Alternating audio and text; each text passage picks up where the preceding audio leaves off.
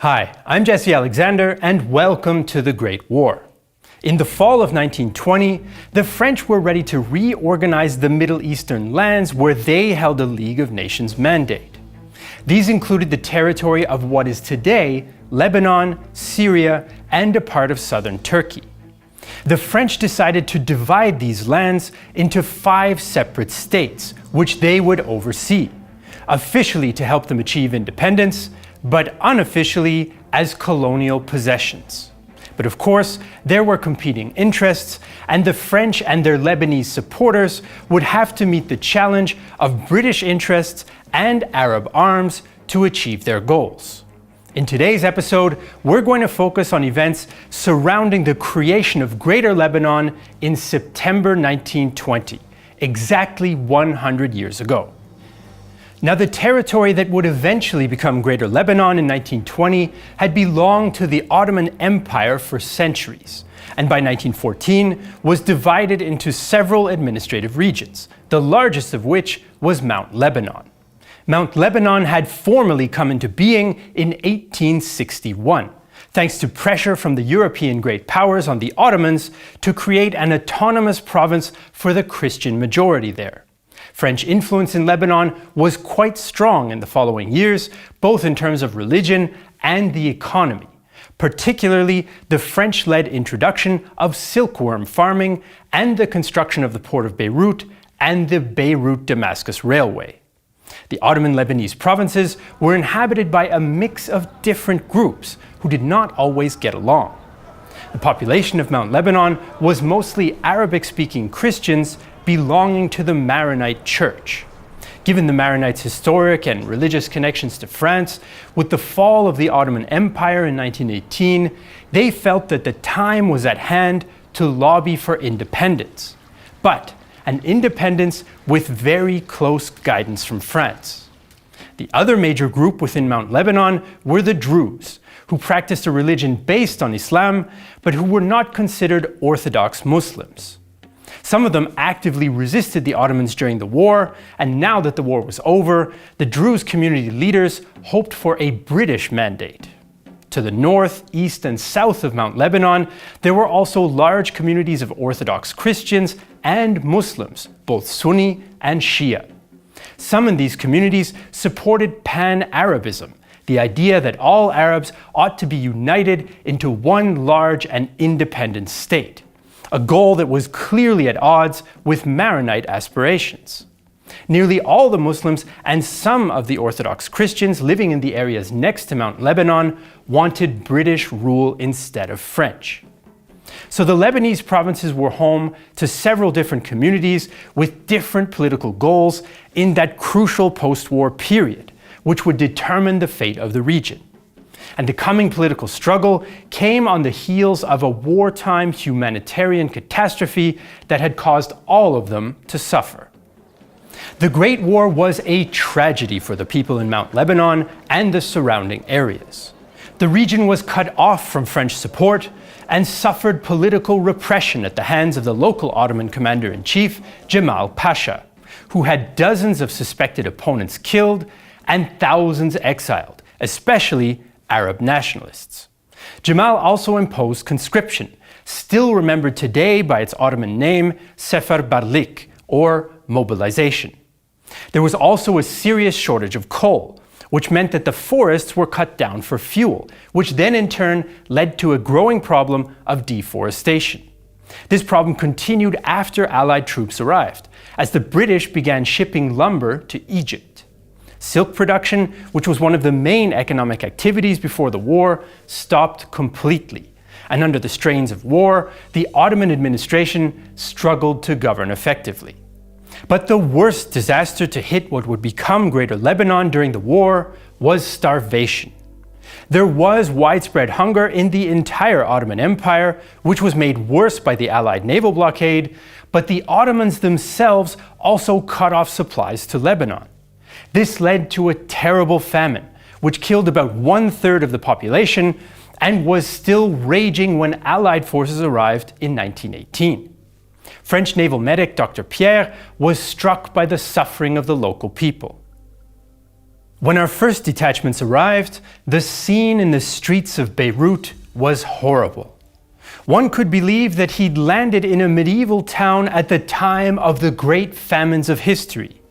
Passers-by were covered in rags, emaciated, with earthy complexions, their eyes shining with fever in the depths of their orbits, dragging themselves miserably, stretching out their hands.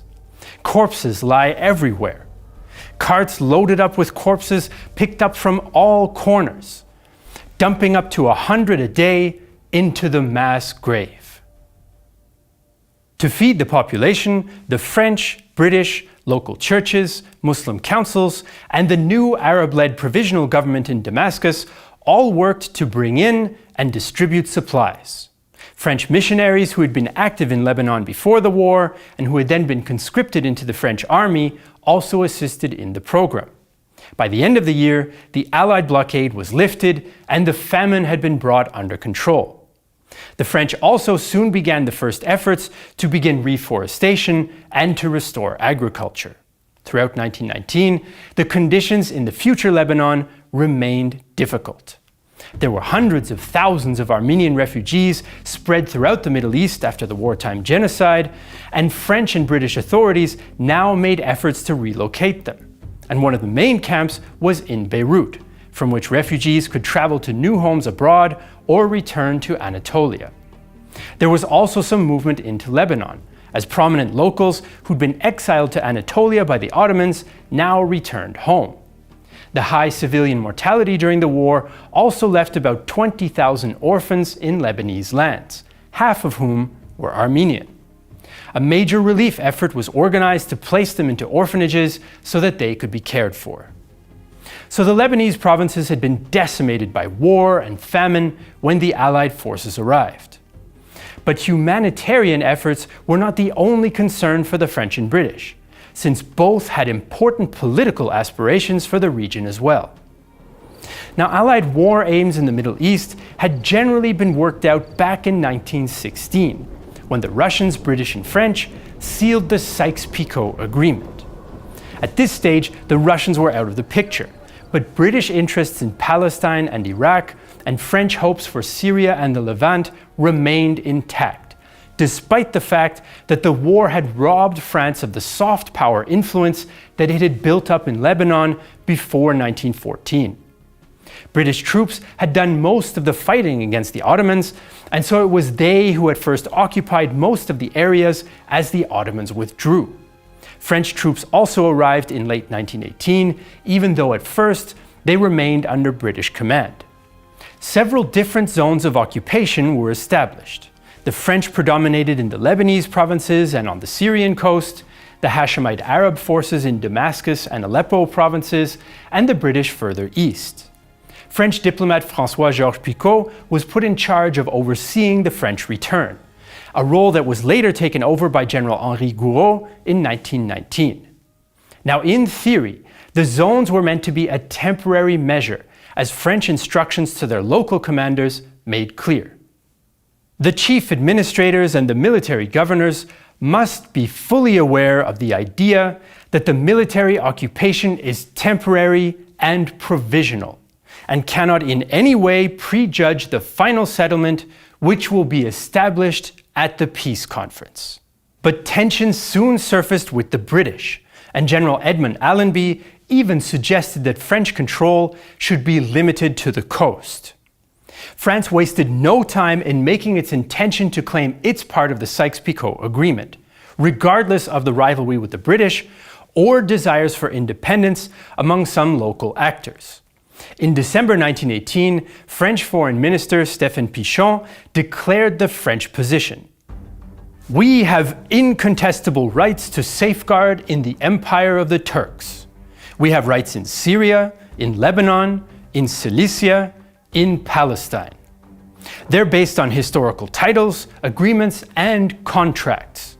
They are also based on the aspirations and wishes of the populations, who have long been our clients. We will do our utmost to assert them, but we consider that these agreements, established with England, continue to bind England and us, and that the rights which have been recognized to us, and of which we will request the extension to the conference, are now acquired rights. Pichon's speech made French intentions clear, but it also set off riots in Damascus, since there was another force in the region, the Arab nationalist movement. Now, when the British had pushed out the Ottomans in 1917 and 1918, they were helped by an Arab force under the command of the Hashemite family. Faisal had led Arab troops in the field as they entered Syria, and now he hoped to establish himself as the king of an Arab kingdom stretching from the Mediterranean all the way to Mesopotamia, though when push came to shove, he was also willing to compromise. The Syrian National Congress in Damascus, however, took a firmer line, and their vision of Greater Syria included the Lebanese provinces in a future Arab kingdom. Faisal even appointed General Shukri al-Ayyubi as governor of Beirut, even though the French had already appointed a governor of their own.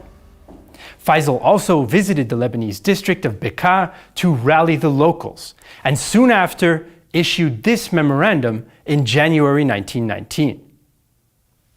The aim of the Arab nationalist movements is to unite the Arabs eventually into one nation. These conflicting claims did not bode well for relations with a French government that was determined to have a strong presence in the region. So the Lebanese provinces were part of the great political changes coming to the former Ottoman Arab provinces that were now under Allied occupation in 1919 and 1920. And though the war was over, the violence continued. The future Lebanon was surrounded by violent outbreaks on nearly all sides, as a result of the power vacuum left by the collapse of Ottoman power. Arab, Turkish, and Kurdish revolts against the French presence broke out in the Ansariye Mountains and around Aleppo, and spread southwards to nearby Antioch and Jabal Qusayr in early 1919. These were put down by the French, but in July, it was the turn of the Alawites to rebel in Hawabi. The French sent troops, but this led to a diplomatic incident with the British, who still had troops in the region and who nearly fired on a French officer traveling with a French-friendly tribal leader. In nearby Cilicia, Armenian-Turkish clashes led to French and Armenian troops becoming embroiled in a full-on war with Turkish nationalist forces under Mustafa Kemal. Fighting here continued until costly battles at Marash, Urfa, and Aintab forced an armistice between the French and the Turks in May 1920. In the south, there were also clashes between Jews and Arabs in British-occupied Palestine as well. So with so much fighting and chaos in the area, it's no surprise that there was also disorder in 1919 and 1920 within the future Lebanon as well. Various groups of bandits raided the districts of Tyre and Marjayun. In these same towns, local Christians, Druze, and Shia Muslims also clashed with each other. This resulted in French attacks against the Shiite stronghold of Bint Jbeil, and hundreds of Christian refugees fleeing to British-occupied Palestine. Bedouin tribes were also active and raided several districts, including Baalbek. The Bedouins also raided French and Anzac outposts, which caused the British to attack the tribes with aircraft and send a formal protest to Faisal, even though Faisal himself was trying unsuccessfully to stop the Bedouin attacks. Not to be left out, Australian troops also rioted and killed 40 civilians as revenge for the murder of an Australian soldier. So it was against this background of Anglo-French tensions, Arab nationalist ambitions, and ongoing violence that the future of the Lebanese provinces was to be decided. The stage was set for a complicated series of negotiations and eventually a war to decide the fate of Lebanon and the rest of the Middle East, starting with the 1919 peace conference in Paris. Almost as soon as Allied forces had replaced the Ottomans, the jockeying for political advantages had begun. On December 17, 1918, the Administrative Council of Mount Lebanon was already beginning to form its demands regarding a Lebanese state. They felt that the Ottomans had broken the 1861 agreement for an autonomous Lebanon and resolved to send a mission to Paris. A delegation will represent the autonomous government of Mount Lebanon at the Peace Conference to transmit the following claims: extension of the territory of present-day Lebanon to its historical and geographical limits, and the support of the French government for the fulfillment of the aforementioned wishes. The Mount Lebanon delegation, which was led by Daoud Amon, would press their case of territorial additions and independence from their neighbors under French protection. The areas they wished to add to Mount Lebanon included the cities of Beirut, Tripoli, Sidon, and the districts of Akkar, Baalbek, Hasbayar, Rashaya, and Marjayoun. The French, unsurprisingly, supported these claims as the, quote, natural and historic borders of the country to be. But the Syrian nationalists also had their own delegation in Paris and were lobbying hard for an independent Greater Syria, though they disagreed about who would rule it. Syrian National Committee Chair Shukri Khanem argued that historic Syria ought to include both the Lebanese provinces and Palestine, and rejected the Sykes-Picot Agreement. This proposal, however, was not supported by the British or the French, who were still hashing out the implementation of Sykes-Picot amongst themselves. Faisal was in Paris as well, and tried to convince the Allies to accept a unified Arab state from the Mediterranean to Mesopotamia under his rule. But he eventually abandoned this position and argued instead for a greater Syrian kingdom. Lloyd George did show some sympathy for this idea at first, but the French were opposed, since they were determined to gain control over Syria as foreseen in Sykes-Picot. In response to the Syrian claims, another Lebanese delegation, this time under Maronite Patriarch Elias Hoaek, went to Paris in August 1919 to press the Lebanese claims. To make his case, he used a military survey map made by the French army in the 1860s, which became the focus of French ideas of what a future Lebanon would look like, an example of the power of maps in history. At around the same time, the Supreme Council was discussing the Middle East in general, and the British and French finally came to an agreement about what to do with Syria. British forces would withdraw to the east of the Sykes-Picot line, dividing Mesopotamia and Syria. Their place would be taken by the French in the west and Faisal's troops in the occupation zone in Syria. The French also accepted that they would have to come to a border agreement with Faisal. In October and November 1919, the French heard the claims of the Lebanese and those of Faisal as well. After these discussions, Clemenceau and Faisal reached an agreement that Lebanon would be separate from Syria and the disputed Bekaa region would become a neutral zone, and Faisal would be permitted to become king of Syria, in return for accepting French influence over his new kingdom. Faisal would get his coveted kingdom, and as far as French bureaucrat Étienne Flandin was concerned, France would, quote, safeguard our moral and political preponderance in the eastern basin of the Mediterranean. 1920 would bring a resolution to the Lebanese question, but only after more political wrangling and another war. In January, Alexandre Millerand replaced Clemenceau as Prime Minister of France. Millerand was a colonialist and put more emphasis on French ambitions in the Middle East. And since the Americans had left the peace conference at the end of 1919, the way was now open for Britain and France to impose their will. In February 1920, Britain and France decided on the future frontiers of much of the Ottoman Empire, including a preliminary agreement on Lebanon's borders. Patriarch Hoaek sent a third delegation to Paris to ensure that the Lebanese claims for expanded borders, known as Greater Lebanon, would be implemented by the French. This last Lebanese delegation included not only Christians, but Druze and Shiite representatives as well.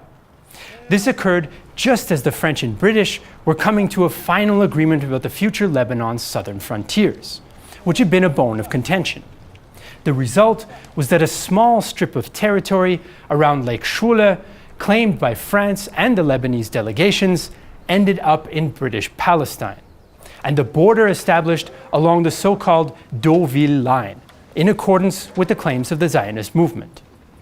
By mid-1920, the British and French had managed to come to a broad agreement on where the borders of their respective League of Nations mandates in the Middle East would lie. This certainly did not correspond to the aspirations of either Faisal or the Syrian National Congress, which declared him king of Syria in March 1920. This surprised and angered the French, since it went against their agreement with Faisal, and the proposed borders of Syria were to include the Lebanese provinces. The French were not amused, and despite Faisal's offer of a generous compromise, French troops invaded Syria from their Lebanese bases in July 1920. Faisal's overmatched Arab army was defeated at the Battle of Maysalun, and he fled the country. This meant that the last barrier to France implementing its plans in Syria and Lebanon had now been removed. There was some discussion about how to divide up the mandated territory. General Gouraud favored a federation of 4 Syrian states, which would be joined in a loose confederation with Lebanon. Millerand, on the other hand, argued for a separate Lebanon and for dividing Syria into 8 smaller statelets. Both agreed that the Ottoman province of Mount Lebanon should be expanded according to the claims of the Lebanese delegations and that old French military map of 1862. Eventually, they reached a compromise. Syria was divided into 4 states: Jabal al-Druze, Damascus, Aleppo, and the Alawite state, a solution that was unpopular with most of the locals. Mount Lebanon was joined with the surrounding areas, including Tripoli, Baalbek, Bekaa, Sidon, and Tyre. On September 1st, 1920, the State of Greater Lebanon, or État du Grand Liban, was announced, the forerunner of today's Lebanese Republic. But it was not fully independent, since France would continue to oversee the country under the League of Nations mandate. The creation of Greater Lebanon was controversial from the start, as the French newspaper Le Temps admitted at the time. No doubt the creation of Greater Lebanon will not be unfavorable to the Muslims, whose political influence will grow. A Lebanese policy is nevertheless a policy of protecting Christians in the Orient. In Greater Syria, which we now guide, one must not forget that Muslims outnumber Christians by 3 to 1, and it would be disastrous if we continue to excite the Muslims against us in the future. For many Christian Lebanese, it was a long-awaited nation-building project that had finally come true. For Arab nationalists, it was one more political step away from a united pan-Arab state. For Christian, Druze, and Muslim Lebanese, building a new state that was surrounded by an unstable French Syria and British Palestine would prove to be a difficult task.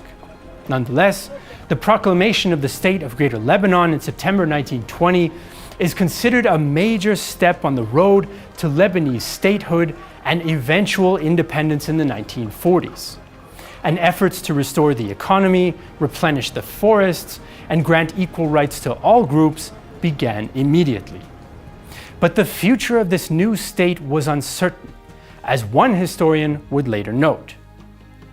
The new Grand Liban now encompassed areas that gave Maronite Lebanon a large Muslim population, providing the basis for the intercommunal conflicts that would repeatedly ravage the country in the future.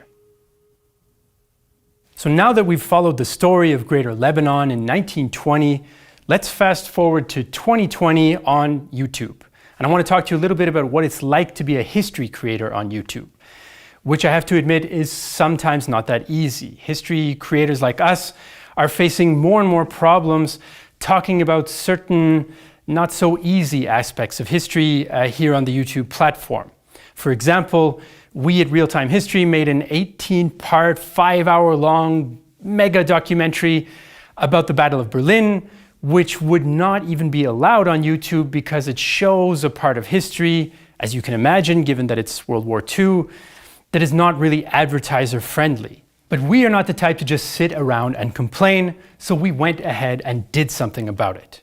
We got together with some other creator friends of ours, and we teamed up to build a platform where creators don't have to worry about demonetization or YouTube's infamous, not particularly transparent algorithm. And this platform is called Nebula. And on Nebula, subscribers like you are directly supporting the creators that you guys like to watch. The content on Nebula is ad-free. For example, the version of this video that's on Nebula does not feature this ad that you are watching right now. So what does all this have to do with CuriosityStream, which you may remember from the beginning of this video is the sponsor of today's episode and a whole bunch of others as well? Well, the people over at CuriosityStream like documentaries and educational content. So they partnered with Nebula and they're offering you a package deal. If you go to curiositystream.com/thegreatwar, you can sign up for CuriosityStream and not only get access to their library of documentaries, but you'll also get access to Nebula for free.